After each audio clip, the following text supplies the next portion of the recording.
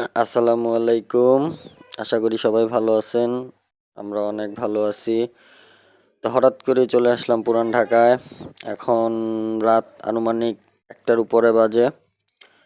তো আসলে যারা পুরান ঢাকায় কখনো আসেন নাই বা এই রাতের মুহূর্তটা কখনো অনুভব করতে পারেন নাই তারা বুঝবেন না যে মানে এখানে দিনের চাইতে রাতে মানুষের আনাগোনা চলাফেরা, মানুষ আসা যাওয়াটা সবচাইতে বেশি হয়।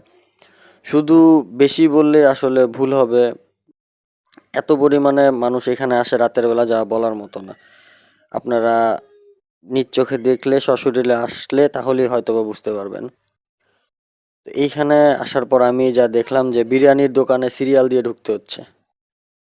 মানে নাম করা ফেমাস হলে যা হয় আর কি। আমার কাছে অ্যাকচুয়ালি মনে হইতেছে যে ছোট ছোট যে বিরিয়ানির দোকানগুলো এগুলা থেকে আমাদের খাবার টেস্ট করা প্রয়োজন বা উচিত। কারণ বড় বড় দোকানগুলোতে সবসময় ক্রাউড থাকে, মানুষের ভিড় থাকে, ওদের বেচাকেনার মাত্রাও বেশি থাকে।